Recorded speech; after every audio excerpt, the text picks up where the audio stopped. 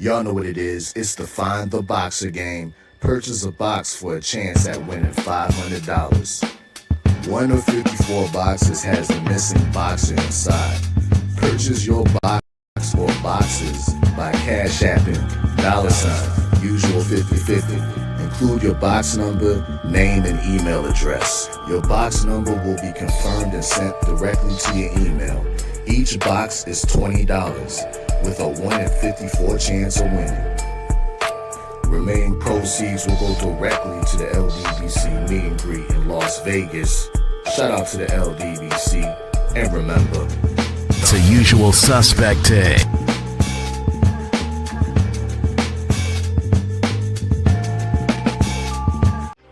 Y'all know what it is. It's the usual suspect 650-50 draw.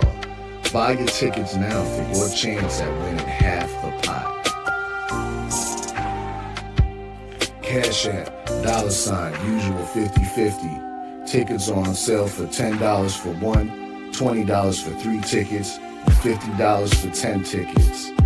Put your desired amount, name or alias, as well as your email address, and your tickets will be set. We announce the winning ticket numbers every other Friday on Supreme Beats Boxing Talk Bullshitting on the Beltway, 8:30 p.m. Eastern Time.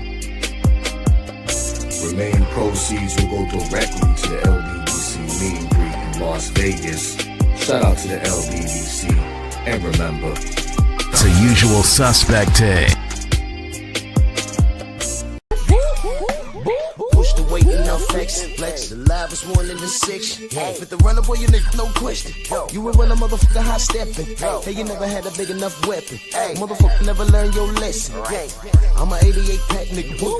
I'm a 88 pack nigga. I mean, day walker, drink blood, trains out, full moon. Motherfucker change like a hoe, nigga. I'm just a nigga from the hood trying to stack a little cheddar for the money. Yeah. Drew Titan Bronx on deck. Shout out to the mighty LDBC. I don't know what the hell's going on with StreamYard, but whatever it is. Good afternoon, good evening. Hope everyone is safe. Happy Sunday. Stormy, how you doing? Sensei in the building. Good, man. Good. Ready to get into some of this subject matter.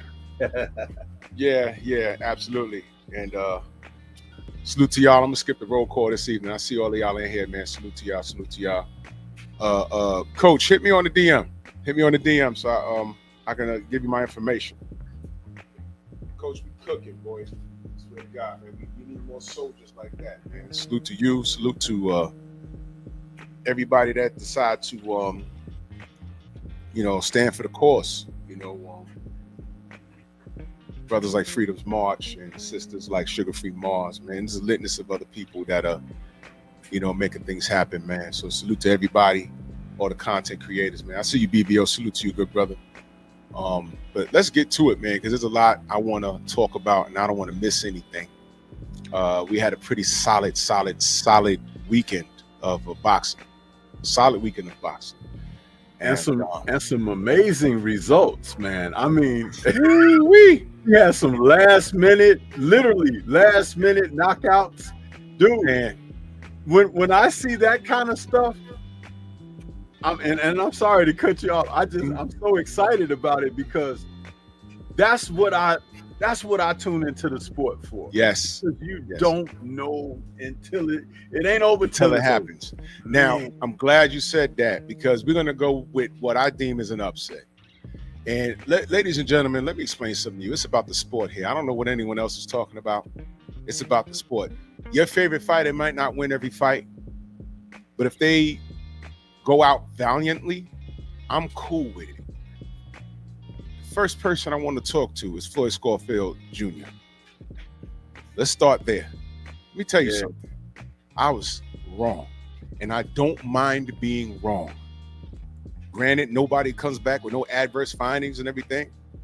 I don't mind being wrong. I don't. If you missed it, you must have blinked. Because it was over as soon as the bell rang. I went like this. I was like, what the fuck? What's happening here? I'm like, oh, okay, well, that's Tevin. He'll be all right. Oh, what? Oh, no, he'll be right now. Whoa, it's over. Now, did we see enough to say, hey, man, he could take over 135? I say we didn't see enough. Now, here's what he has working for his favor now. Number one, no one's ever done that to Tevin Farmer in his life. I can't say in sparring. I have never seen, I haven't heard any stories or nothing, but no one's ever done that to him in a professional ring. I don't know about the amateurs. I don't know about in the street. But my pick was Tevin Farmer by decision, by like schooling him. Because I thought the OG, because he's an OG by boxing standards. He has a lot of experience, and I thought he was in his head, and I thought he would box him, take him into deep water, and make him look silly. And I thought we'd be talking about, hey, man, Floyd got some work to do. Is he done? No, he's young, but nah, he just got in there with a crafty veteran. You know what I thought we was going to be looking at? Harrison Charlo, 1. That's what I thought we'd be looking at. Something like that. Something like that. But I thought that Farmer would be a little more dominant. Mm-hmm. Well, Floyd Schofield, I'm sorry. And I don't mind being wrong. He beat the shit out of him, and he did it quick. He didn't jump on him. No. That was a perfectly timed right hook. Positioning was perfect. Turned the hips. And I saw it in slow motion. I said, damn. If you freeze frame it, you see it. And it was perfect. I said, damn. And he never recovered. Nobody's done that to Tevin Farmer. Now, you can say, oh, man, he's done after the Zepeda fight. If you want to go that route, go that route. Look, listen, he did that, bro. He did that. He made a statement. He took no damage. He could fight today if he had wanted to. He took no damage. I think Tevin threw one punch the whole fight. The fight was over, y'all. The fight was over. But as soon as the bell rang, it was over. And you know what? That's all I ask from these young lions. Get it done. He made a statement. He is now a major player at 135. I'm going to park there for a minute. Stormy, your thoughts on that? Listen, one of the things, well, you kind of covered a couple of things that I would say. Those punches were clean and crisp, too. Yes. It was like, there wasn't like a funny thing where he caught him in a funny spot or something. No, he hit that dude on the chin, bro. Yeah. And punching like that, how many times did Zepeda hit him over 2 fights? The other thing is he's a southpaw Farmer, which means that he knows that the right hand is coming from an orthodox fighter or whatever. Could we be looking at a lightweight version of Brian Norman Jr.? Could we be? It's a possibility. And what I mean with that is, both of them are young guys.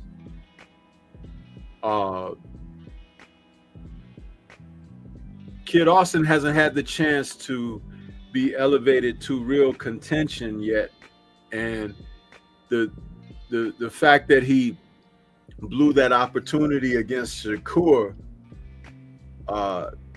my only ridiculing of him was the way they handled the situation, with the Shakur fight and everything. They could have, if they weren't confident to go through with it or whatever, things could have been conducted a different way. But from what I saw of his performance against Farmer, he could have given Shakur a lot of problems, because Shakur is a southpaw too. Yeah. And he's younger, fresher. And Shakur fancies himself the best boxer in the game today. Well, that's the kind of fighter and fight that will test that. You know what I'm saying? And it's like, you don't know until you get put in the blender. Yeah. And remember, we've never seen Shakur get tagged. Never seen it. We've never seen him have to work from being outclassed or coming from behind to win. So we don't know professionally how he will respond to adversity in the ring, but we Right. do know how he responded to adversity in the amateurs, and it wasn't well at all. Mm-hmm. Yeah, Right? that's right. So it's a thing where, oh man, I like how chess pieces on the board are lining up. Yeah. I like it. Yeah. You have to give this young man his credit. Yes. He just took a former world champion, a veteran. Doesn't matter that Farmer doesn't have a lot of knockouts. I think he only has 8 in 30 fights or something like that, but he can box like the Dickens, as Kurt liked to say. And there's a bit of the experience where he should have been warmed up properly. He should have been, because he's fighting a younger guy or whatever. I don't know if his ego got in the way. I don't know those aspects of it. I only know what we saw, what was on display. He wasn't ready, and the kid was. Now you have to sit up and take note of this kid, because he brings a threat. A threat. I'd love to see him in with Tank Davis. Yeah, and you know what? I'm glad you said that, because I think with this win, isn't he Tank's mandatory? He very well may be. I haven't followed that aspect of things as where the rankings are, but I'm going to say that, and I said this about AJ, because he was the heavyweight that had 3 title belts and wouldn't go for undisputed with Deontay when they both had belts. Mm-hmm. Certain individuals in this sport have sat and stood pat. In the meantime, their divisions have caught up by not fighting and facing the opposition that you need to fight from time to time. That doesn't mean like every time out you got to be in with a killer, but it does mean that you need to test the resistance out there by fighting quality fights in between your voluntary defenses, in between these layoffs that you have and everything, where you enjoying your money and all of that kind of foolishness.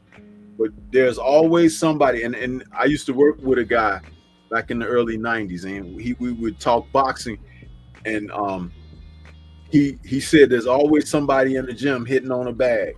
Like when Mike Tyson was running around talking about, I'm the baddest man on the planet and this and that.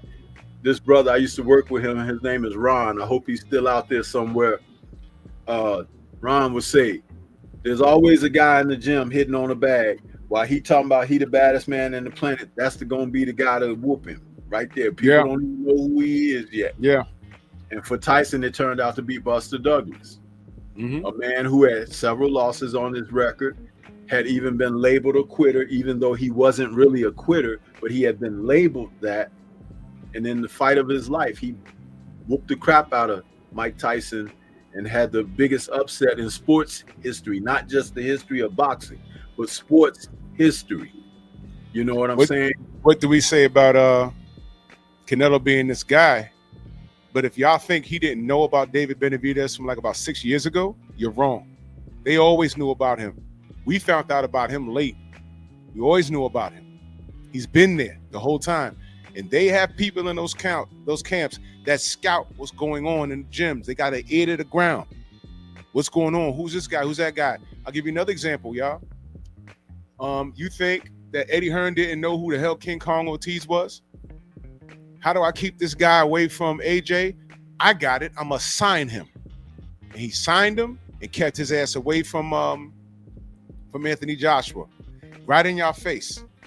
Y'all didn't even know that. And AJ's belts came from where? Oh, he was. Those are matchmaking. Those are all matchmaking. No, Fury was stripped. He got stripped, and he stripped, but Fury got him from Klitschko. Right, But when Fury went on the coke binge, hold on, I'm going somewhere with this. Fury got him from Klitschko.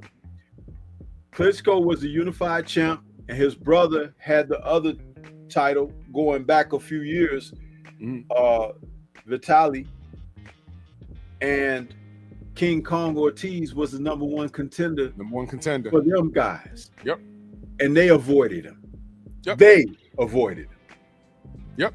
So King Kong was avoided for a very long time, which is why some people question his true age, because he had been around the top echelon of the division and people were just not facing him, you know, meaning Klitschko's didn't face him, Fury didn't face him, you know what I'm saying? Stavern didn't face him. There were guys, you know, that he could have faced, but they just wouldn't fight him. Right. That's why Deontay's victories over him are more important. That's right.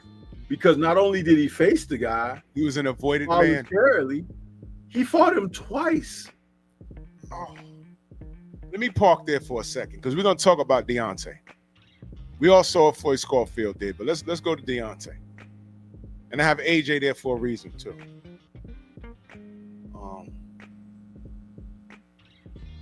He beats Ortiz. And if that wasn't enough to give me a heart attack in that first, bro, that first goddamn fight, you know, y'all ever been in a car accident or a near miss? When you're like, when King Kong hit Deontay and he was doing the stanky leg, I was like, oh. And when that round ended, I'm like, how did he not fall? And I'm like, damn, because you know what's coming in the next round. I said, King Kong gonna jump off that stool and be on his ass. And check he was. Out. My favorite fighter, Evander Holyfield, gave Deontay one of the highest compliments off of that fight and performance, because he said, you know, Deontay had been knocking everybody out, right? But Evander Holyfield said when he saw King Kong Ortiz hurt Deontay, and Deontay went toward Ortiz and tried to smother his shots, and you know, he said he knew then that he was a real champion, because he didn't run and backpedal, you know, to get away from the heat, so to speak. He ran into the fire, man. He ran to the fire, and he said, this is coming straight from Evander. It's out there somewhere in an interview. He said, I know when I saw that, he said, that's a real champion right there. That's a real fighter. That came from Evander, the real deal Holyfield, the man that they had deemed a warrior. So he's giving compliment to Deontay way back then when that happened with the King Kong fight, the first go round. Yeah, absolutely. He made me nervous, man.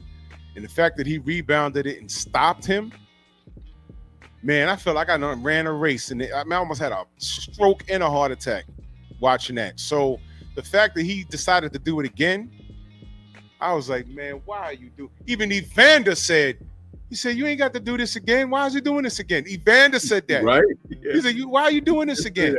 That's just who Deontay is. He did it again, and he won more clean. Because he was losing in that fight too. And one hit or quitter, man. You know, so this is why we respect Deontay.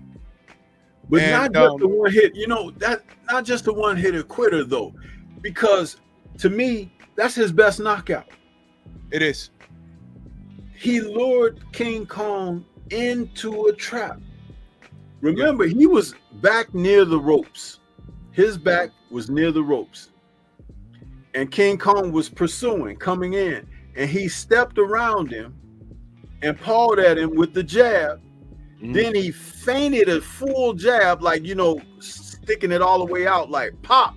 But he didn't. He kind of halfway through the jab and then threw the right hand right behind it. And King Kong never saw it. Hit him right on the forehead. Now, this is something else that Evander said about his punching power. He was like, anytime you hit somebody on the forehead, right here, this portion of your skull, it's like one of the hardest points in your body.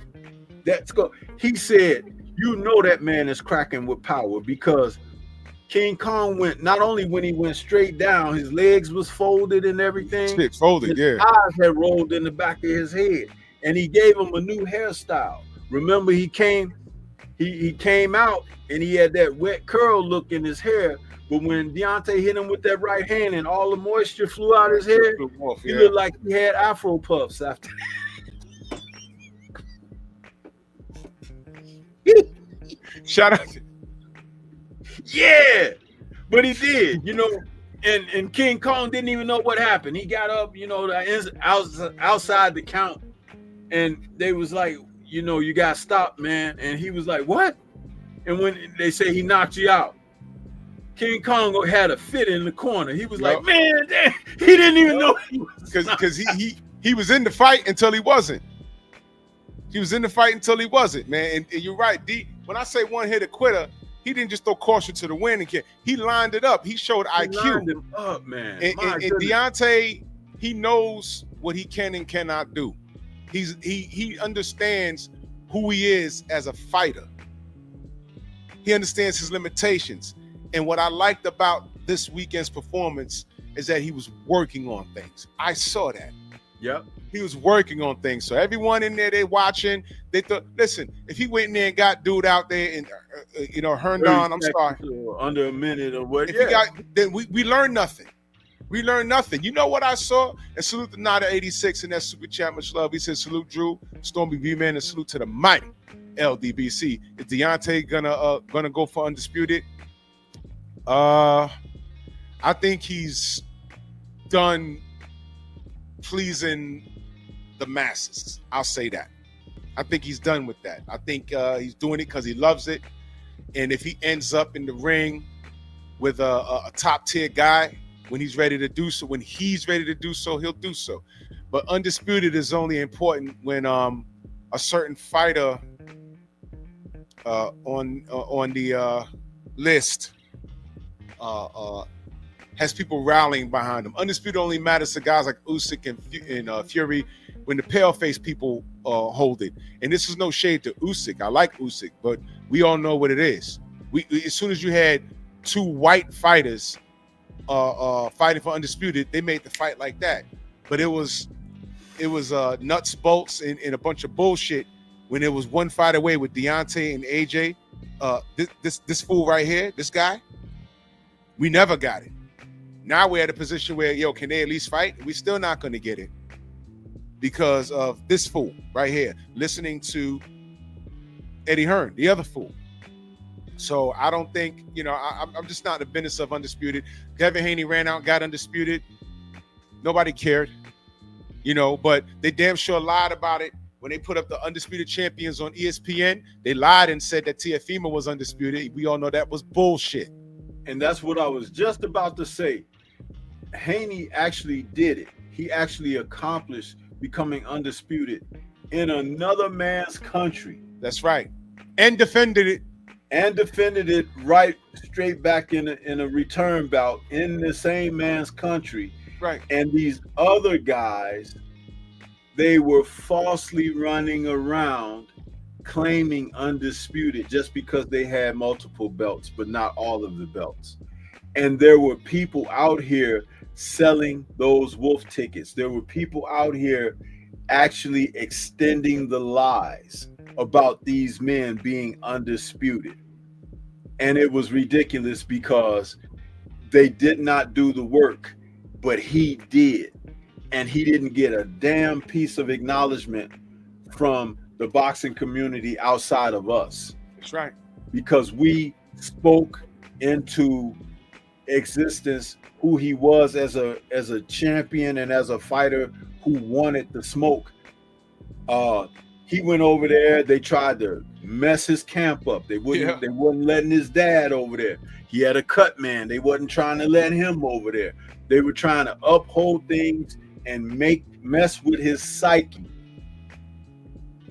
The whole advertisement, remember they put him on there with some gold chains on and stuff, making him look like he was one of these rappers or something like that, with grills and everything. And that's not even his image or whatever, but they put that out there as a marketing ploy against going up against Cambosos, Australia.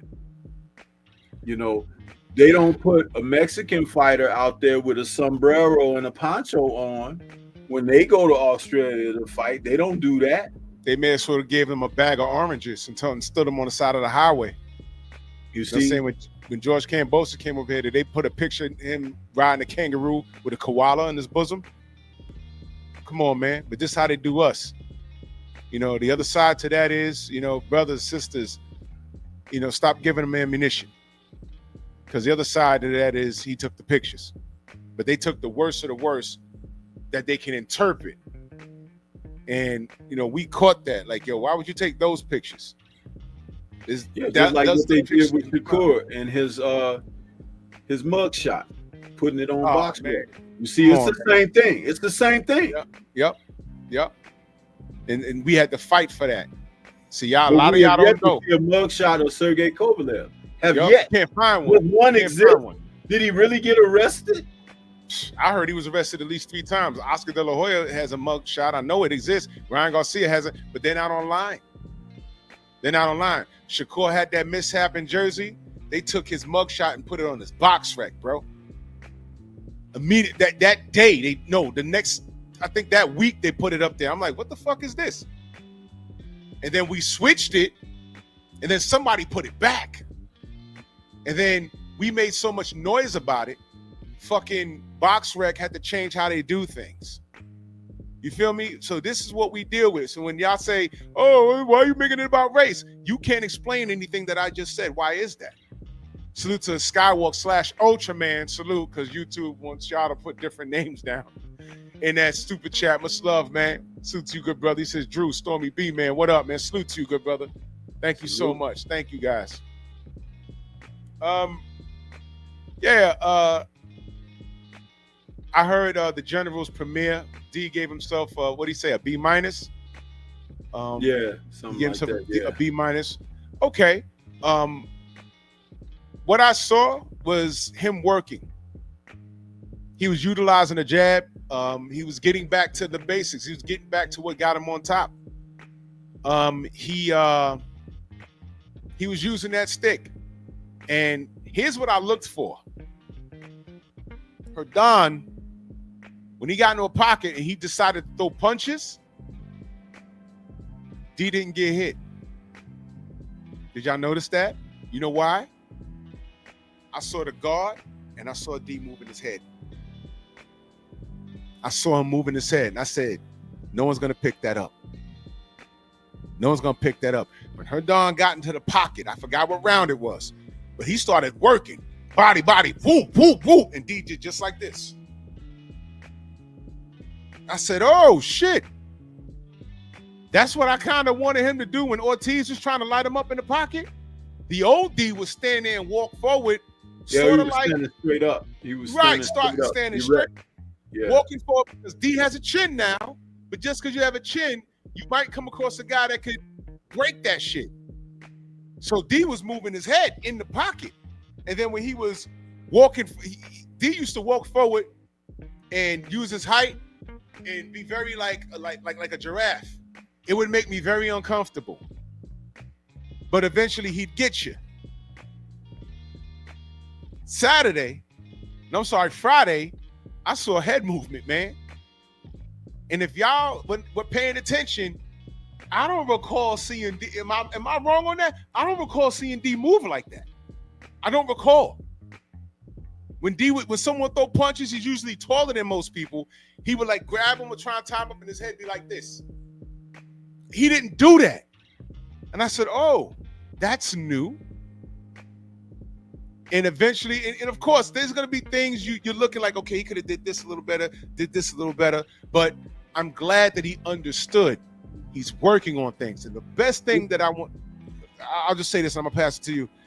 The best thing that I appreciate what he told the general, automatically, there were people with big pockets that hit him up. Hey, come, we got this fight for you and da-da-da-da. He said, nope, we have a plan. We're putting in work. Don't call us, we'll call you. Love that. because he understands the mission. So it's not about money. It's not about belts. He's always going to be a market. It's about him working on things. And I appreciate the hell out of it. RDR, I see you, good brother. Go ahead, Stormy. No, I was just going to say also, when he talked about having fun in there, he wanted to have fun. Part of having fun would be working on things that he had picked up in the gym and training and everything, and then trying to implement them in the live action match. Like even he said during his interview with 78 that he said, I know I could have did some more things, like, you know, run some different punches and work the body a little bit. Yes. But he's like, you know, everything was playing out, you know, the way it's supposed to. Yes. Because he got rounds in, which was important. Yes. Getting rounds in, you know, because your legs, you need to feel them. You need to feel when fatigue comes. You need to feel when your adrenaline drops off. Yes. You need to feel when someone that you're in there with is starting to fade, as opposed to when they are really lively and you're trying to get them out of there, and it's like, oh, if you take your time, they're going to fade, you know, and it's easier to get them out of there.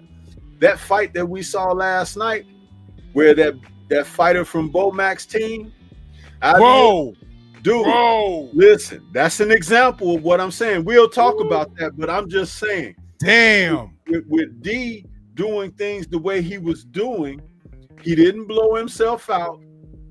And the jab was primary in his assault. His jab was primary. That's what he was working on. I love that. I love that, because the other punches will come naturally off of the jab, but you have to establish it. Yes. And once Tyrell realized he wasn't going to be able to work his way in on D because of that jab, the fight was pretty much over right then. Yeah. You know why? Because as I told you guys years ago, I believe that Deontay Wilder hits equally as hard with his left as he does his right. That's what I want to talk to you about. A couple of left hooks off the jab. Yes. Sir. Top, you know, and I'm like, oh, that's something a little different. Yeah. You know what I'm saying? So there's a lot to unpack there, even though we've had these other people out here critiquing him to the degree of saying like, oh, he shot. Oh, I don't really. You know who looked shot? AJ looked shot. He looked like he got shot by Daniel Dubois, huh? Ass up, huh? Yeah. That's what looked shot. When D lost his last fight against Zhang, I said this several times, he ended on his feet. Yep. He was on his feet. Mm-hmm. Where was AJ, huh? All he needed was a little bit of that baby oil and somebody to come and finish him off. Listen. let me say this. let me say this. All right, RDR, I agree, and I'm glad you brought that up because I want to talk about that. He said one thing I want to say he had opportunity. Is that he had opportunity to attack the body. There was one punch, and salute to you, RDR, and I agree. Now, Stormy, that one part, I forgot what round it was. You remember when D threw that left hook to the body? Yeah. Bro, did you hear it? Yeah. Holy shit. shit. Like a drum. Oh my God. So now, you said that this brother has power in both of his hands. That only makes sense. I would like to see him incorporate a hook to the body on the inside. Now, let me take a moment to give Anthony Joshua some credit. He even threw a mid-range uppercut. Did you see that? Yes, I did. I was going to get to that. Now, look. I would like to see Deontay get more work on the inside. I want to see sharp hooks on the inside. Anthony Joshua does know how to fight in close range. Anthony Joshua has a sneaky uppercut. Ask Vladimir Klitschko. He knocked the shit out of him. Anthony Joshua has a very sharp uppercut. If he catch you with that, it's night-night. Okay, we can all agree with that. He has a hell of an uppercut. He threw it way out of range. That's how I know he wasn't in his right mind. And when he went to throw it, he was too far, bro. He went to throw the uppercut. Daniel Dubois hit him with the straight right hand and slept him. Now, it was too close. I want to see Deontay Wilder incorporate that left hook to the body, bro, because I kept like rewinding it, and I'm looking at it like, damn, I was listening to it. And I said, well, damn, I know he blocked it with his elbow, but I said, man, if D could, like, when someone tries to close a distance and they get past the jab, once that person gets on the inside, if D could just a sharp hook to the body, boom, he gonna knock their damn kidneys on the opposite side of their damn body. So I saw so much in that fight. I knew what it was gonna be. I'm glad it wasn't a one-hitter quitter, 2-round thing. I'm glad it wasn't that. I'm so glad it wasn't that, because I wanted to see him get the rounds in. I wanted to see him work. And that's just what he did. So I have no problem with that. I have no problem with that. And I can't wait to see what's next, man. I'm being nosy. I want to know what his sparring looks like. I want to know what the game plan is as far as him learning new tricks. Deontay got power in both hands. I would love to see him master fighting on the inside, because that'll make him a complete fighter. The power's there. The athleticism is there. Did you see his traps? And he came in at a natural 225. Man, that brother looked heavier than that. Let me say this about how he looked physically. Dang. I think that's the best I've seen him look. Yeah. Because his weight looked evenly distributed through his body. He didn't look too bulky in the arms or in the chest or anything like that. But it was like, he's always had, slim waist and legs, but he's built a lot like Tommy Hearns used to be built. Yes. And I said this before.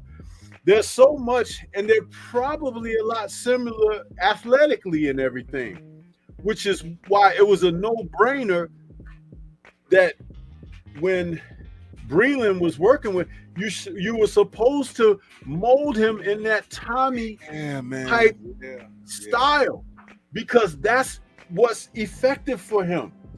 Listen, man, let me tell you something. I would love to go down there and spend 6 weeks with him and work on some specific drills that I guarantee you the next outing that he would have, he would blow your mind with doing certain things. And the thing is that no matter who's working with him right now, they're still missing it. They're missing it. And you and I have had conversation off the air. I'm not going to say what that is on the air because I respect him. You understand? And I would rather assist him in a way that'll help him get there than to give someone a blueprint to have advantage of what's not there. You know what I believe happened? When Mark Breland failed, and I'll say it now because he's gone, out of that camp. Mark Breland should have known better. You see the tools, but Mark Breland abandoned ship because he couldn't mold him to do what Mark Breland was doing when he was in his prime. And he just abandoned it. If I can't mold him to do what I used to do, then I'll just amplify what he does good. And to me, that was a bit of a mistake. Hone what he has, but he was supposed to add to that camp. If Mark couldn't do something, get somebody in the camp to say, look, he needs this, he needs that. Do that. The stories came out after their departure as a working relationship. Mark never visited him at home. They never went out to dinner. They never broke bread together. He never met his kids. That was wild. I was like, what? How can you be involved to this extent and not be a part of becoming connected? Right. You see, because Mark could tell him, hey, do this, throw this like this, or do this. And he's like, man, I don't have to listen to you. It's like, I don't have no confidence in you anyway. You do you understand? Yeah, I got you. Yeah. I could tell him 2 things. And if he try them and is successful, then you got to listen to me. Right. 2 things. Because, again, remember, it's about gaining trust. Yeah. First of all, in order to establish that, you have to put someone in a position to be successful. Right. We know he got a hell of a right hand. Right? We know that. Why isn't he sparring using only his left? Bind the right hand just like this. Because we've done this in the gym. You take that, I know, those long hand wraps, and you tie them around, you bind this, you keep that right hand right here or right here by your jaw, and just work the left. Moving your head, jab, move, hook, body shot, uppercut, 45. You know why? Because the dude can hit hard with both hands. Yeah. And you want him to feel confident. He just told us his right hand wasn't good for a long time. 20% power efficiency out of it. And he still was knocking people's skulls off. Guys, But even if his camp, the people around him in camp know this, why wasn't the other hand being developed and being implemented? Because, again, they're not teaching. It's one thing to yell out instructions, but it's another thing to give you information to the why. That's right. Why. I can tell you why. Have I ever not been able to answer a boxing question that you've asked here when we've had guests on, other coaches and trainers, fighters? Have I ever been able to not answer or have an answer? You know, when you say, hey, well, Stormy, what about this? Or do this to this. You do it to this. You have it like that. I never stutter. Let me think. No. Let me think. Right? Let me think. That's not boasting. It's just like having an understanding. I told you, I've done this before. So it's like, man, whether it's Deontay or if it's a 7-year-old just came into the gym, it works through the ages. And the wheel has already been invented. Now let's show you how to use it. Correct. That's only natural, man. I mean, it was natural for you. But what I do know, he had to do some house cleaning. And that was a major part of the thing. And what we saw was a result of him cleaning house. And for those of you that were wondering, if you didn't hear what the premiere with Champ and 78, there is no bad blood or nothing crazy happened with Malik Scott. Nothing happened. Malik Scott was training with Zerto, who won. I'm gonna talk about right now. He was over there with him. That's it. Nothing happened. That's still his brother. So, people don't panic. Don't create anything out of nothing. There's nothing wrong. You understand? But if Malik is not in his corner for future efforts or whatever, that's minimal. What you want is for him to have improvements about whatever he's doing. He's already improved 100% by getting rid of, trimming the fat that's Right. been around, that's caused him a lot of, uncomfortable circumstances. Right. And I choose my words wisely because we don't know his plight, but at the same time, the fact that he has already admitted to seeking out help and looking to do things something different and whatnot, that's somebody who's recognizing mistakes. You got people out here that they'll go to their grave not trying to improve, not trying to make adjustments and changes and things of that nature. And it's like you like all he had to do was go this way and he went back. Do you know that Mike Tyson, y'all's God out there, that he could have improved in his career had he just went back to Kevin Rooney and say, Kevin, I made a mistake. I need you for what I'm doing if I'm going to continue my boxing career, because it's not working with these other guys. Damn what Don said, this and that. I need you there with me because I know my attachment to you and our relationship with Cuss, it's a different thing. Too prideful. Too prideful. Pride will kill you. And you see the end result of that. Yep. Now he celebrated, but Mike Tyson would have been a lot better had he had gone in another direction. Still a Hall of Famer, still worth millions. He's lucky to be where he is today, to be honest with you, because the route he was going at one point, I wouldn't have been surprised. And me and my dad talk about this.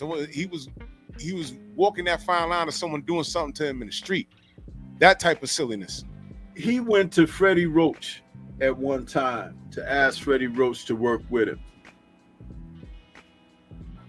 He was vomiting after a workout with Roach. Do you know what that's saying? What he has in his system, he's not ready. He was never in shape. Come on, bro. And he was being put to task, which is why the vomiting happened. You see, that's reality. And so he'd rather hold on to the things that shouldn't have been there than the people that can help him get rid of it. You understand? In his fight against Lennox Lewis, he comes back after the first round and he tells Ronnie Shields in the corner, he hurt me, Ronnie. Huh? Yeah. He comes back to Ronnie Shields after the end of the first round because when he was rambuncling, coming out the Lennox and everything, and Lennox stepped back and hit him with an uppercut. Boom! And he kind of wobbled a little bit, but he was playing it off. But he gets back to the corner at the end of the first round, and he tells Ronnie Shields, he hurt me, Ronnie. What the hell you think he's supposed to be trying to do? He's trying to knock you the hell out. You've hurt a lot of people in your career. I hope he woke your ass up. Yeah. Classic example of being able to dish it out, but you can't take it. There you go. But see, in that moment, he knew he fucked up. But anyway, in that moment, Ronnie got a realization. But he should have had the realization before that moment. In the gym, during the prep and all that. And I'm sure he did. And that was a good payday for Ronnie. But sometimes you got to say no. Because character is very important, man. We talk about this. So getting back to D, I know it seemed like it took it out the center lines, but no, getting back, the fact that he's made some changes and he still wants to do this. And the objective is to have fun doing it. How can you not like that from a man that's 39 years of age, doesn't really need this anymore, has gone through all of the pain and anguish that he has physically, because everything from, second-degree burns and broken hands and broken arms, and I mean, a lot. But he still wants to do this. You got guys who get a little cut and don't want to fight no more. A bum knows. Oh, I can't, I can't go. You know what y'all might not realize? When you have a guy like Deontay, who, let me be very clear, who doesn't need to do this, doesn't need to. He doesn't need to do it. He's saying he's doing it because he wants to. And he's working on things, and he recognized what was going on and he fixed it. And he's literally saying, yo, I want to have fun now. Check this out. His contemporaries, Ortiz, Joshua, Fury, Usyk as well, because Usyk is a contemporary, even though they haven't faced each other yet. How many of them have used the R word, retirement? Each one of them. Mm-hmm. When have you heard it from him? Never. Shouldn't that tell you something? Y'all might have fucked around and let the cat out the bag. That's what I'm saying. Y'all might have fucked around and let the cat. You know, time will tell. We'll see. Let me ask y'all a question. Let me tell you why I still consider Deontay. Y'all consider Deontay a threat. Y'all consider him a threat to everything that y'all believed about him. And y'all been wrong every time. Where's Zillizan right now? Right now as we speak. Are y'all even checking for him? Last time we saw him, he was holding his ribs because Edgy Cabriel broke him or something. Y'all not even checking for him. He's dangerous, right? His 2 seconds of funk is over. Here's what I'm going to tell you. Deontay's going to get another opportunity before he decides to hang it up. And y'all are going to be shocked at the outcome. I don't know if he's going to run it back with Parker. I don't know if he's going to run it back with Zahn. But what he's bringing to the table, because things that he's working on,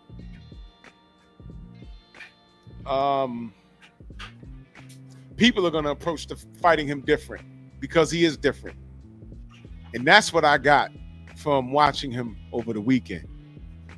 I said, he's back to this jab again. I see head movement. When Herndon was throwing those punches in the pocket, that head movement, I said, oh, whoa, look at that. That wasn't there. And now I firmly believe he has people around him that'll work on things as it pertains to the opponent. Because before, the opponent would work on just avoiding the right hand. And he would like walk forward and just try and land it. Now, he's going into the world wiser. He's actually going to train. This guy does this, and that, and this is what I have to do. And then I'll land the right hand. But you know what I'd like to see? They're so worried about that right hand. Oh, shit, I got hit with a left hook to the body. That shit hurt. We didn't scout for this. What's that? We're going to see. Bomb squad all day, man.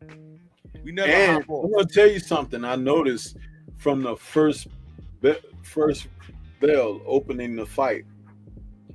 I've listened to some of these people out here, these so-called sexperts. I'm calling them sexperts because, I always have a meaning behind when I say stuff. I call them sexperts because they have this weird homoerotic attraction to someone else's maybe shortcomings or failure or whatever, and it gets them off. So they're sexperts. Anyway, like I said, I noticed in the first round, they were talking about how he don't look as fast and everything. Dude, his hand speed looked great. It did. His hand speed, I'm like, he's still fast as hell, which is another reason why Terrell didn't want to take a lot of risks because he could get to him. His hand speed is really good. Still. Yep. Remember, this is not a fighter that's took a lot of punishment. Most of his fights ended inside the distance. Yeah. Almost 50 fights, but 48 of them or 46 of them been knocked out. So you know, you got to look at things realistically. The hand speed is still there. So what I was getting at is this. I would love to see him start running numbers and taking the power off the shots. Work on that. Blind them with speed. Step around. Whoa, what was that? Because he's heavy-handed anyway. Right. Don't look to kill with each shot. Right. Right. Right. See, these are the kind of things, like I said. Forget, there are people who have been around them and people no longer there and all of that. But for those who remain and those who might come aboard, you need to understand how to accentuate a man's strengths. You all think, oh, he's got a hell of a right hand. Is the hammer of Thor or whatever. Dude, he's an athlete. Just like Bo Jackson was. Just like Wilt Chamberlain was. Utilize it. Utilize it. Because there are people who don't have anywhere near his athletic gifts. And they would pray for a little bit of something. You understand? But he's got a lot to work with. Dude, I would be like a mad scientist in a lab with Deontay Wilder. And the best part of it is he got that spirit. He's got a warrior spirit. He a can-do. I ain't got no quit in me type spirit. That's hard to find. Bro, you know what the trainers in my old gym used to call them? A clean sheet of paper. A clean sheet of paper. A guy walking there with long ass arms and a natural build, and he's hitting that bag and he's hitting it all wrong, but the bag is flying all around the chain. They're like, whoa, hold on. Let me show you how to do this. Let me show you. And he's doing it like, man, you know, guys is running out the gym after I run a 10-minute drill with them. This guy's just here and he's just hitting the bag. Now, clean sheet of paper, man. And the only person that can stop them is themselves. My gosh, man. You know, I'm glad to see this brother still here. Now, the title tonight is What's Real and What's Fake. We just started talking about what's real. Floyd Schofield is for real. Deontay Wilder's for real. But you notice I got Zerto there. He did a damn good job because Dodikos was not no pushover. And he did a good job. I was very impressed with Zerto's head movement, his foot placement. Malik Scott did a good job with Zerto. You talk about Mexican style. I saw he didn't have a bruise on his face, y'all. His head was not on the line. He's not the most explosive. He's not the most powerful, but he has a lot of heart and he has a pretty decent IQ, I must say. I don't know how it's going to play out with him and Jai Opatai if that happens, but we'll talk about that if it's signed. I did a video on it yesterday. That was like, you know. Can I say this about him? Go ahead. Zerto? Mm-hmm. I think his ring IQ, his aptitude, his boxing acumen may be greater than his talent.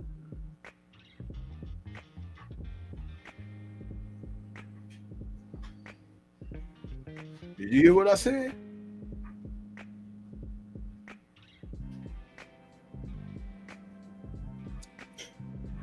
Yo. Because Dordikos should have won that fight last night. What? Let me ask you a question, because I have my own analogy as to why he lost. But why do you think that he lost? Dordikos. Because he fought like he didn't have a plan. He was just throwing hard shots, hoping something would land. Yeah. He didn't work Zerto's body properly. He kept throwing shots that was flirting with getting a low blow point deduction when he didn't even need to do that. You have to ask him what the hell is a jab? Do you know? Do you know what a jab is? And it's obvious that he could take a shot pretty good, but you have to set shots up if you want to be meaningful. And then he had a point in the fight where he just tailed off. Yeah. And he never picked it back up. He had no plan B at all. And Zerto recognized, oh, he ain't gonna do nothing, then I'm gonna hit him. There was one point where Zerto hit him with a right hand. No, he's a southpaw. He hit him with a left hand, then he hit him again, and then he hit him again. I was like, 3 times on the road. That was round 8. Yeah, I'm like, dude, what the hell are you doing? I agree, because I think going into the fight, I think leading up to the fight, he was saying Zerto's overrated. He's not the most athletic, and I think I will impose my will on him, and he'll fade. And that shit wasn't working at all. And Zerto was giving basic lateral movement. He took the punches. Zerto doesn't bruise. I don't know what the hell that's about, but he's one of those guys that don't bruise easy. And Dorticos was looking like he was the only person having a fight. His eyes started swelling and shit, and he had no plan B. None. There was, I couldn't hear. I understand what they were saying in his corner anyway. But it was like, see, Zerto's defense was pretty good for what he was doing. So what you got to do is get him outside of the defense, right? And we talk about this, is boxing 101. When's the best time to hit a guy? When he's hitting you. Got to punch with him. When he's throwing punches at you, you got to know the right shots to throw as a counter. And because Zerto is a southpaw, then what you needed to do as Dorticos, you needed to get him to throw something and capitalize. And lastly, punches and combinations. They never hurt anybody's feelings. It hurts the other person on the receiving end, because the more that you throw, the more openings are more than likely to open up.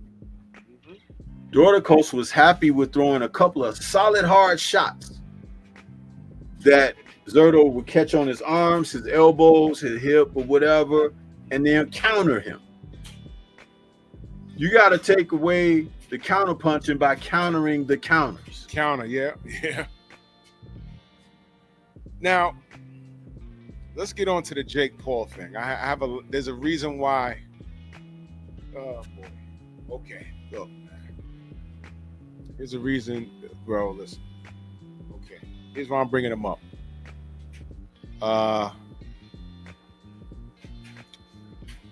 The brother Blue Blood put out a short video yesterday, and I didn't know this. It was round 7 of the fight. Google already put out that Jake Paul beat Chavez Jr. by unanimous decision.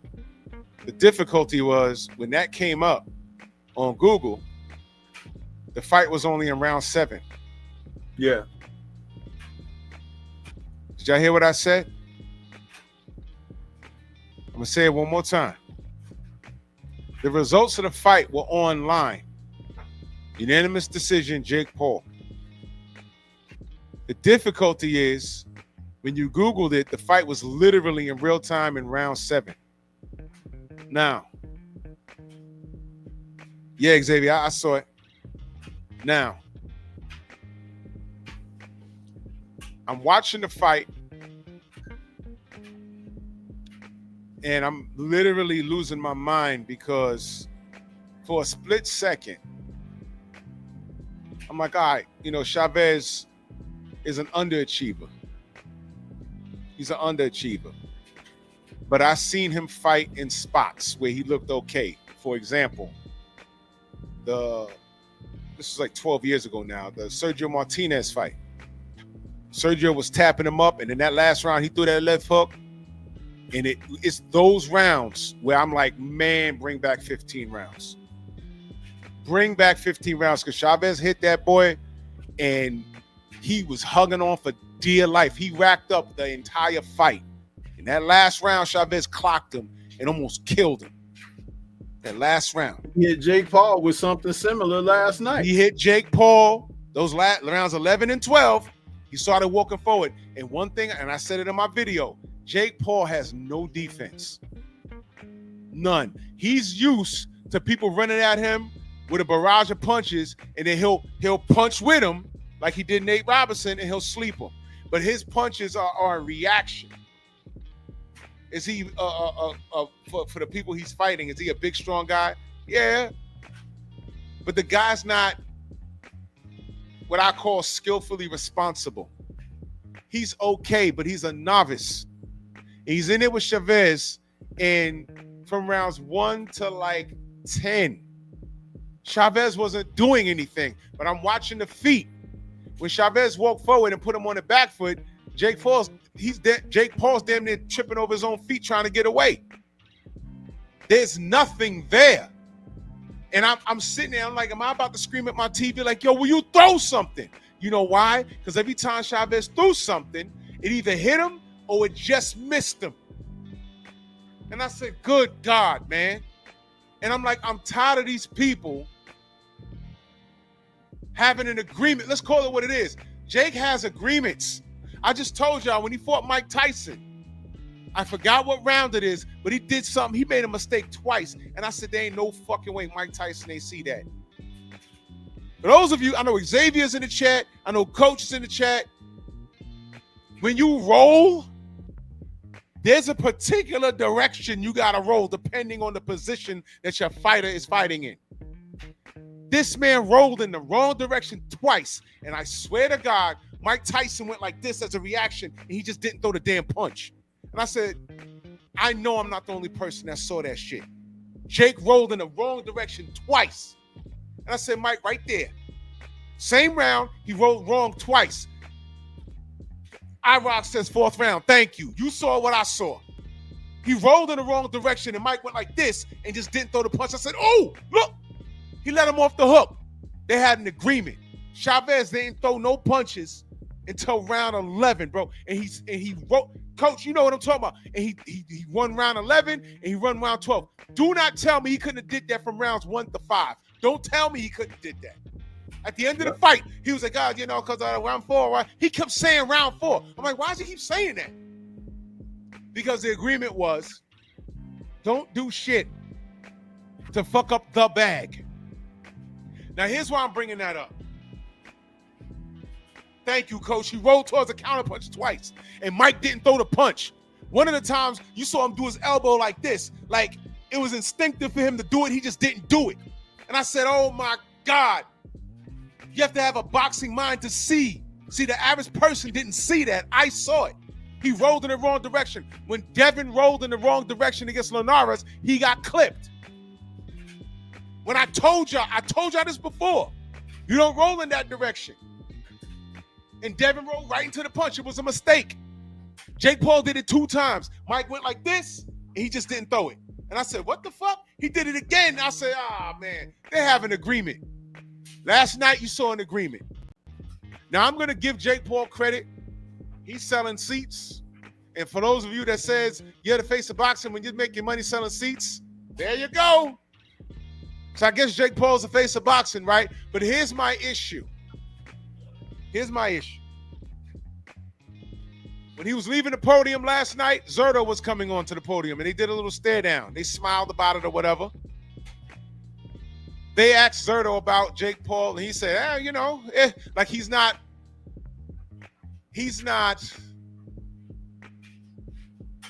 against the idea. I was just telling you about Jao Patai. Jao Patai, if Zerto could beat Jao Patai, that means something. I am not picking Jake Paul to beat Zerto unless 100 million says you have a fucking agreement. 50 million says you have a fuck that. 10 million says you have a goddamn agreement. Jake Paul said on that podium, he said, Zerto, he said, Badu Jack, who I have down there,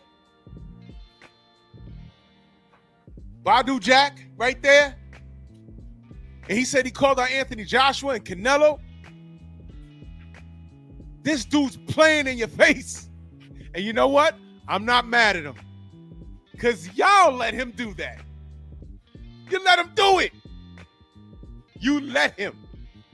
The face-off with Zerto, Zerto was supposed to kill him. You know, Canelo's probably the only person that wouldn't agree not to knock his ass silly. But the fact that you will get a Canelo versus Jake Paul fight before a Canelo versus Benavidez fight, and y'all are not saying a motherfucking thing, tells me everything I need to know about you. Jake Paul exists because of you. Tank Davis was in the locker room versus Lamont Roach. He loses to Lamont Roach. He has to run it back now. But I'm telling you, if he beats Lamont Roach the first time, we'd be talking about Jake Paul versus Tank. We still might be talking about Jake Paul versus Tank if he takes care of Lamont Roach. Please don't talk to me. And you see, this is why I don't give a shit about Undisputed anymore. Devin don't care. Been there, done that. You know why? Because you motherfuckers don't care. You guys have devalued everything in the sport. That's why I can't stand y'all. And I'm not talking about y'all in the chat. I'm talking about all you guys who are fans of fighters and not the sport. Hey, man, Deontay and AJ, they are one fight away from Undisputed. Oh, AJ sells out Wembley. Deontay can't sell out Alabama. So, one fight from Undisputed. What are you talking about? Yo, King Kong Ortiz is Anthony Joshua's mandatory. Here's King Kong Old Man Ortiz. What has he done?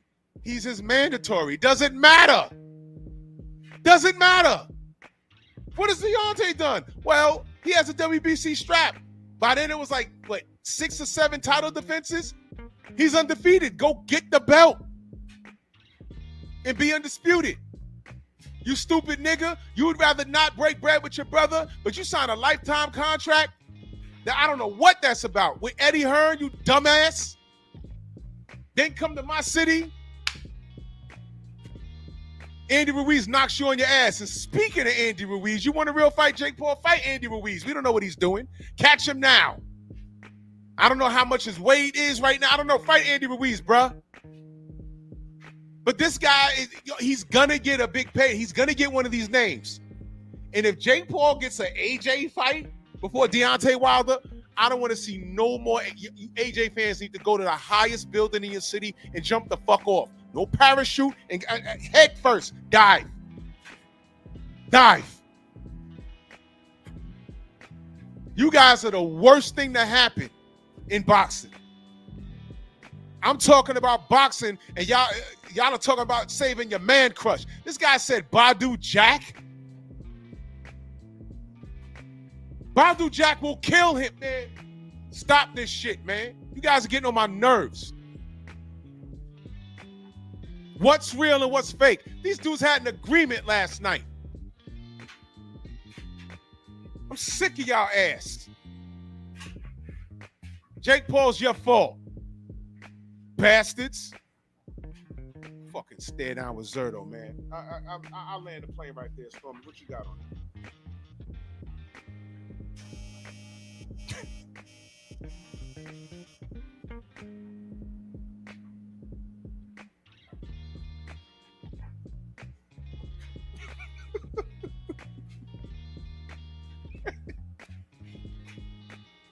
Trash.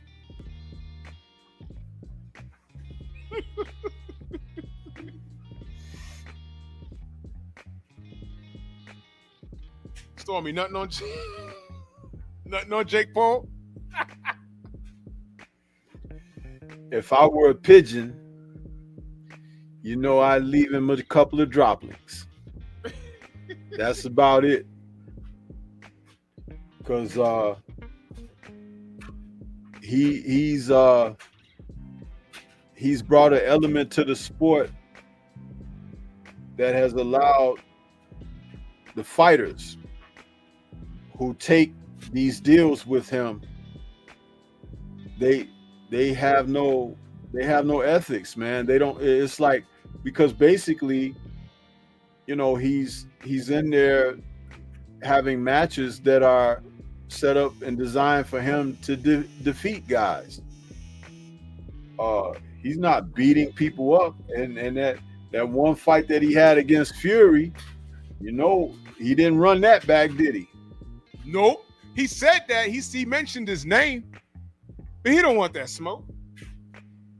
And you know why Fury was able to go on in there and win at any cost, right? You know why? Because he got the mob behind him. There you go. There you go. See? There was no agreement there. Brent Fox, I see you, brother. Salute. Yep. He went up in there and said, yeah, I got Daniel Kinahan. There ain't no agreement, bruv. Yep. There ain't no agreement. That's exactly what that was. That's exactly what that was. My God, man. That's funny as hell. He talking about, yeah, man, Tommy Fury need to step up. I said, man, Tommy done whooped your ass, bro. What you mean? Man, Thomas, what up? This is stupid. But, I'm assuming he sold a lot of seats and made a lot of money. And he said Canelo's name. He said Badu Jack's name. He said he had a face-off with Zerto. He said he tried to make the AJ fight. He literally said he'd fuck AJ up. He literally said that. That's what he said, bro. You like fighting MMA guys in boxing matches? Well, you see, AJ is not a guy of mental strength anyway. So No. he would parlay right into that. Neither is Tank. So he would parlay right into that. Neither is Chavez Jr. Do you see there's a trend here? Neither is Mike Tyson. Neither is Mike Tyson. So it's like there's something going on. Why doesn't Jake call on Deontay Wilder? Because D's not for sale. Why doesn't he call Jai Opataya? Because Opatai's not for sale. He'll kill him. You dig what I'm saying? But, he'll tell little Tic I'll tell you Tank. somebody who called him, but he totally ignored it. Ajit Cabiel. Oh, he damn sure did. Yeah. Oh, my gosh. Mm-hmm. What about Francis Ngannou? You like fighting MMA guys, right? Francis ain't going to play with him. Nope. AJ will take it easy on him and carry him. You said Badu Jack's name, but I don't think Badu Jack will play with him either. You know what I'm saying? This is ridiculous. How about this? What, you remember when the sanctioning body says whoever wins between Jake Paul and Tommy Fury, he's gonna rank them in the WBC? Did he rank Tommy Fury, or did we just forget about that? Man, get out of here. He forgot about ranking. Forgot about ranking him. Yep. Fucking crazy, man. You guys are out your mind. You slaves are out your cotton picking mind. So this was fake. And here we are trying to talk the sport up. But Jake Paul, listen, man. If Anthony Joshua gets a Jake Paul fight before he fights Deontay Wilder, y'all better stop. If Tank Davis gets a Jake Paul fight before he fights any of his contemporaries, Shakur, Devin, Teofimo, anybody, y'all better, Tank fans, it's hard for y'all to talk now. I don't want to hear shit y'all gotta say.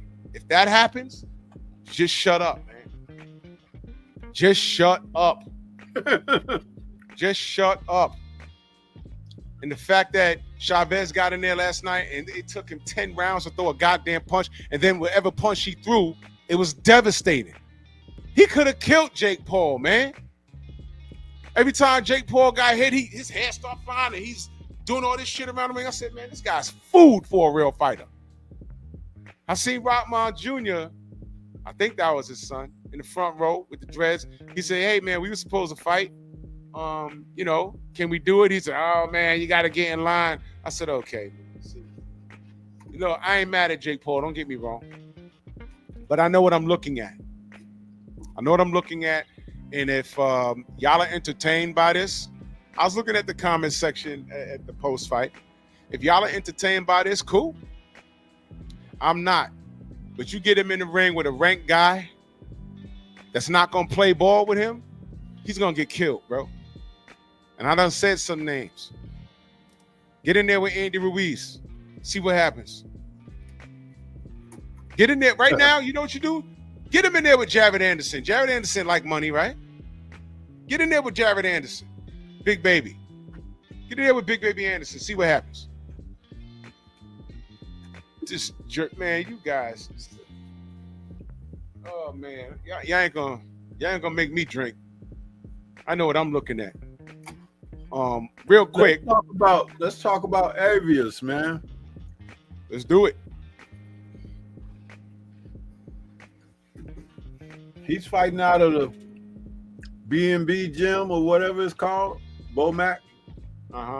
Oh boy, what happened there, man? I know I saw it. I know what happened, but you tell me what happened. Well, it's obvious that Julian Rodriguez is a guy that he's tough as nails, and he didn't come to lay down. He wasn't intimidated, but he didn't know how to attack in the opening. He didn't stick to the script at all, though, either. No. But there was a point in one of those rounds, I want to say it might have been the 6th round, where he connected with a damn good left hook. And from that point on, it was there for him, but he was still having trouble working his way on the inside and everything. But my goodness, man, that 9th and 10th round, that was something out of a movie, man. He showed grit, didn't he? Big time. And how that shit ended. Listen, they bigged up. What's his name? They bigged him up, and he's the taller guy, longer reach. They had to tape his hair up. I don't know why these young men keep doing that shit. Tape the damn hair up. The hair's getting in his eyes and shit. And he thought he had him. And when it ended, if y'all saw that knockout, I mean, and when he went down, it was still early enough in the count for him to try to get up, but he didn't try to get up. No. You remember when Sugar Ray knocked out Tommy Hearns? Mm-hmm. That type of thing. But he was limp on that ropes, and it was over with. It was over with. And that's a fella out of Bomac's camp, man. Yep. I'm not gonna look too deep into that. But that, if y'all missed it, that was a great fight, man. They need to run. You know what? I see them running that back, but I don't think Bomac's camp want to run that back immediately, because how he fell and how it ended. I don't know the character of that kid. I don't know if his confidence took a hit. You know, his confidence definitely took a hit, bro. Yeah. So we're gonna see. We're gonna see. There was something else I wanted to talk about. Christian and Billy. Yeah. Let's talk about for as long as that lasted. Matt Selecki was a oh shit, cannon fodder for Christian and Billy, man. He came, but he probably thought and Billy was gonna hit him on the chin or something. Yeah. But just when you thought you knew, you didn't. He threw the body shots, man.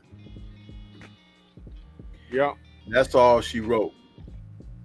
But how long I've been talking about him, Billy? You've been talking about him, Billy, at least 2.5 years now. You said, watch this guy. I'm like, okay, I'm watching. He doesn't disappoint. He can be reckless, but you know what though? Guys like that are always dangerous. Mm-hmm. He's James Kirkland with a lot more discipline.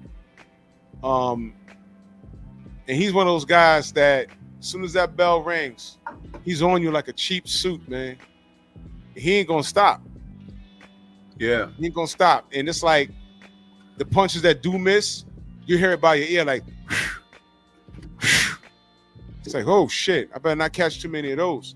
Even when you pick, because when he's punching with everything, man. Mm-hmm. This guy, yeah, right, Big Quan, bro. He don't come to fuck around, man. He's in there, man. This is why I say it would be a good matchup against him and Canelo. I sound like Bud calling him Cotto now, right? I think that those are those fights that Canelo's like, man, those are fights I was supposed to take like midpoint in my career. I don't need to take that shit now. I don't need that. I don't care what belt's involved. I don't need that shit. I don't need to do that. So if you can avoid it, you will. And Billy versus Benavidez will be that shit ain't going to the cards, man. Yeah. That's not somebody going down, bro. Somebody going down. And I know the popular pick would be David Benavidez. I understand. But yo, you know, we've seen weirder shit. And in Billy fights, he walks forward with that high guard and he just throws those hooks and he's busy on the inside. Jesus Christ, it's not going to the cards. And take my money. That's the type of fight. You just take my bread immediately. He is not goofing around. Christian and Billy is the goods. I'm looking at the replay right now. I would love for him to get an opportunity with Canelo, because Canelo like to talk about people running and all of that, right? Well, he's definitely a bona fide stand in front of you type guy, the way that Canelo so-called loves it, right? So go ahead and fight him then. He won't. He don't need to. And no one's going to hold his feet to the flames. They're just going to talk about what Billy hasn't done and find reasons as to why Canelo don't need that fight. I already know what it is, because these are this era's fans, and you guys are hoes, man. Seriously, I've never seen that. Quan says Canelo picks the guys who run, so why is he complaining? It's very true. That's true. It's very true. It's like, you know who Skull is, right? And you freaking pick the guy. Like, and then man, complain when the guy is moving away from you and ain't trying to mix it up. Hey, how about that welterweight battle between Curiel and Rodriguez, man? Oh yeah. Dude, that was toe-to-toe action the entire time.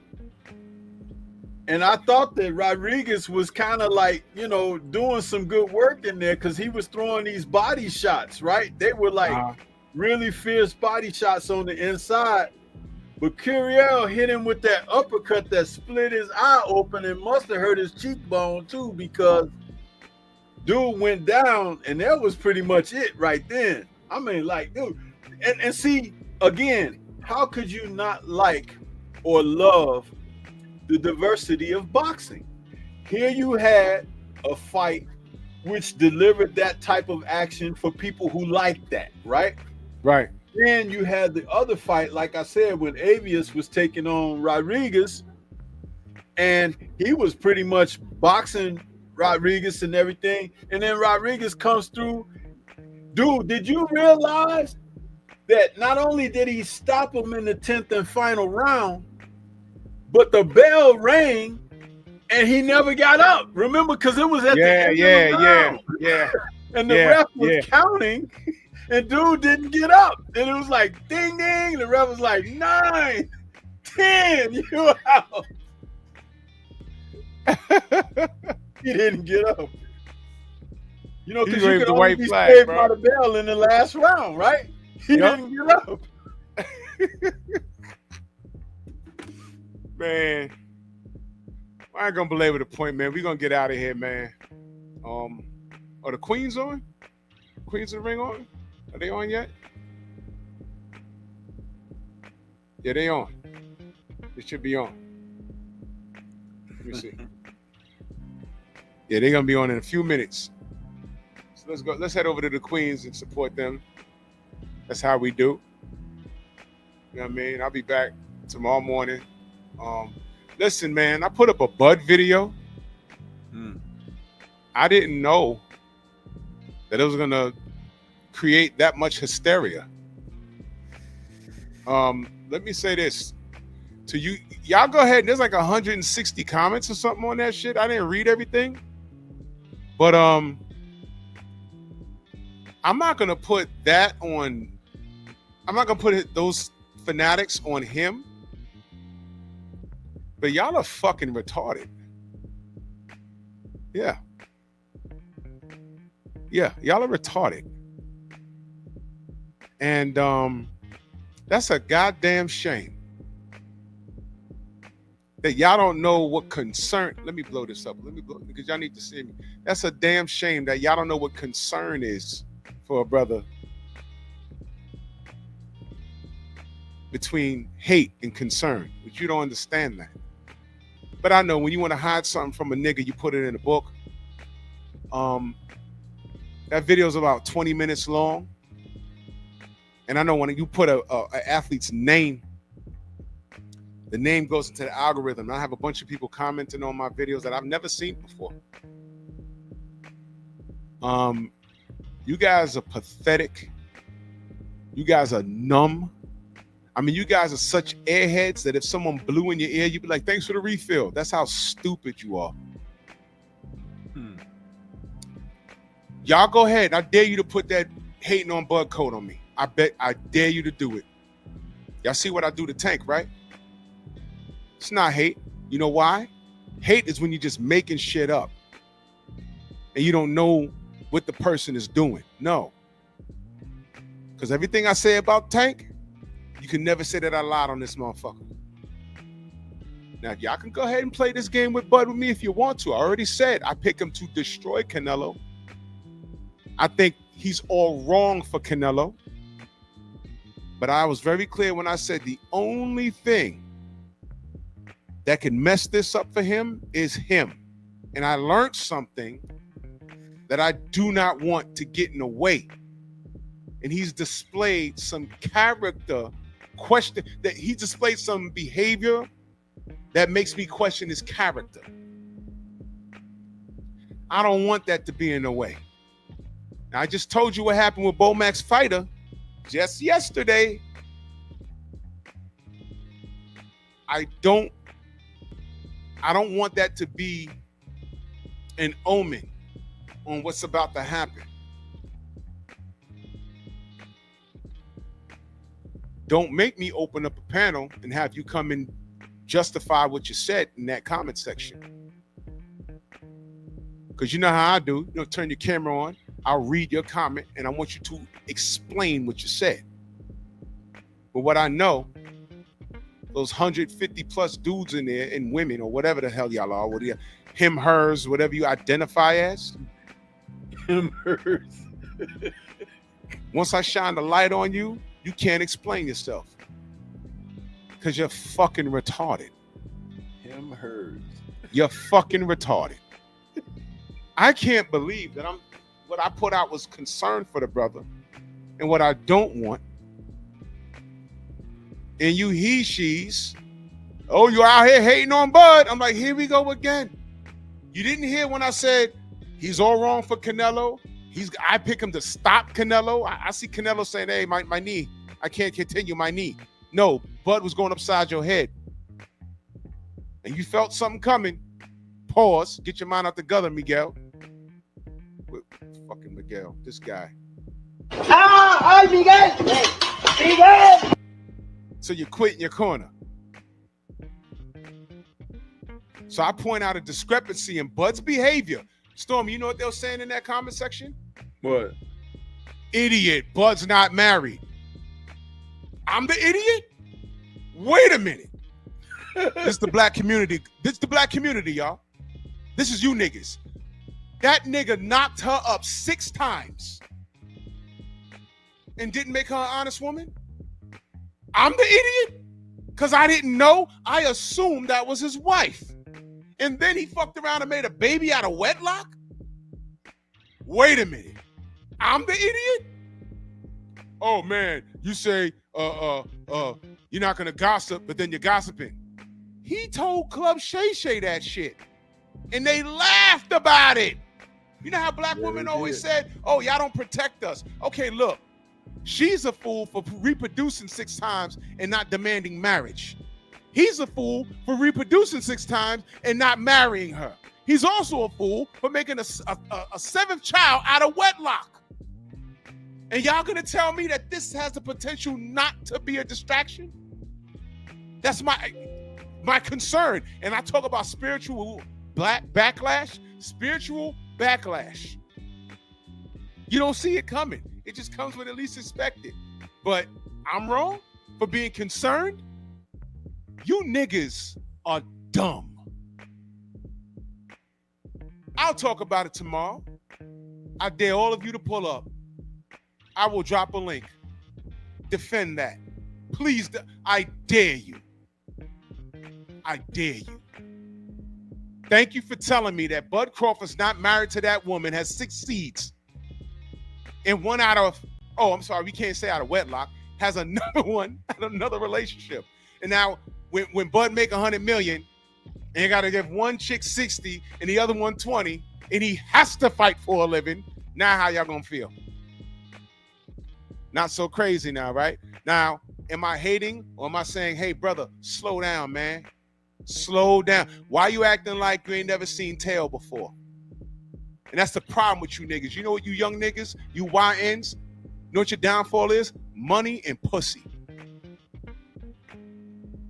How do you insult the YN? Insult his pockets and insult how he don't get tail. They subject to pull out a hammer and start dumping on you. Rang, rang, rang. What'd you say to him? I said he broke and he don't get no ass. The penalty is death? You niggas are pathetic. But pull up tomorrow. Let's talk about it. I'm out here hating on Bud. We'll see. Pull up. I want all the smoke. I'm going to go right to that comment section. And I know y'all niggas is watching me right now. Pull up. I fucking dare you. Because you know what? That's really not about boxing. See, whenever I start talking like this and I start talking about the community, y'all niggas vanish. Am I hating on Bud? Or do I want this nigga to knock Canelo out and ride off and become undisputed at 168 and retire? Now, what part of that don't you understand? You know, women, there ain't nothing wrong. There ain't nothing worse than a woman scorned, right? What makes you think that one of those baby mamas, because he don't have a wife now, according to y'all, one of those baby mamas, oh yeah, he gonna retire? You know what? I'll make sure this nigga lose this fight. He's gonna get paid regardless. They're gonna start doing stupid shit. He's gonna have to discontinue camp. They're gonna fuck his camp up. I don't want that. But you have an unprotected sex other than your fucking baby mama. Bro, come on, bro. You know what I read in that comment section? Yo, nobody's perfect.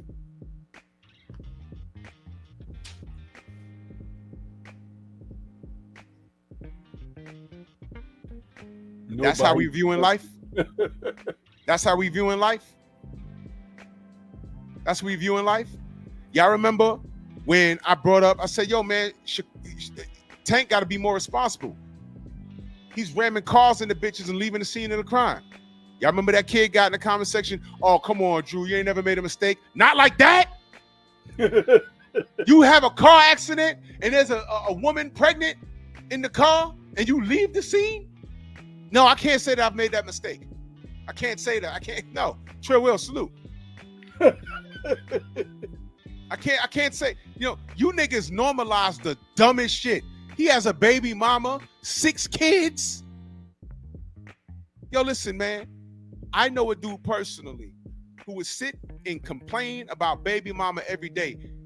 I said, my nigga, you gotta shut up now. Why? 4 kids up? You hated her after the first one. You have nothing good to say. 2, 3, 4. You still complaining? Nigga, I don't want to hear it, bro. You love that girl. You might as well go marry her. That's what I told him. Yeah, I don't want to hear it. Please stop talking about her. Because when you leave here, you go into the house, you dummy.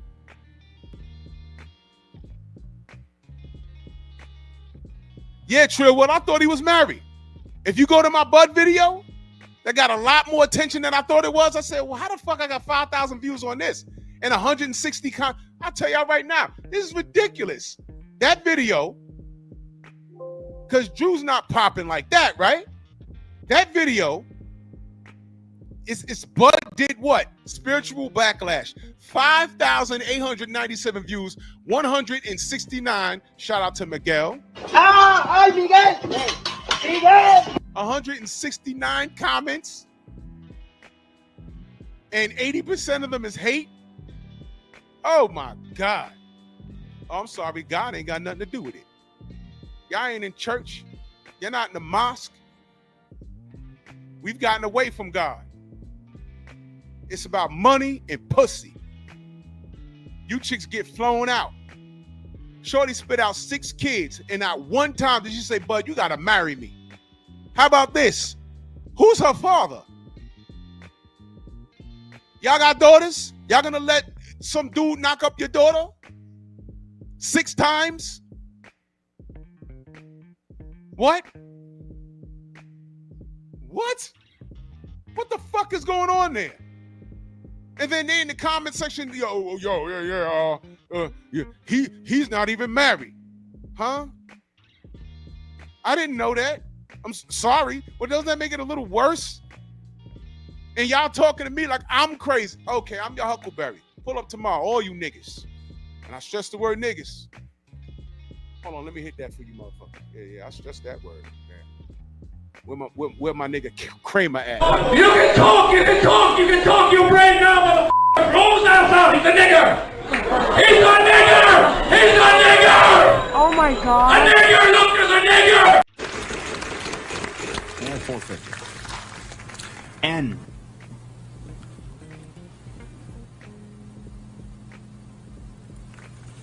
No N. Brandy.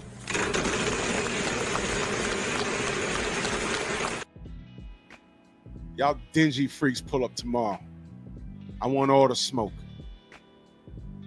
I want all the smoke.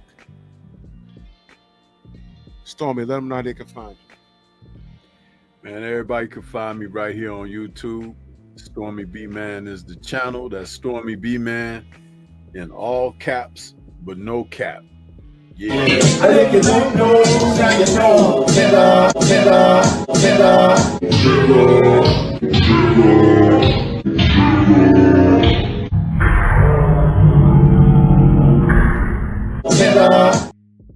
I'm not monetizing the show tomorrow. I can tell you that right now. I want all the smoke. Pull up. Talk in that comment section. Pull up. I fucking dare you. Salute everyone. The Venmo's out of Cash App Super Chat. Queens of the Ring is on. Let's go over there. Bronx on deck. Move! Why are you gay? Who says I'm gay? You are gay.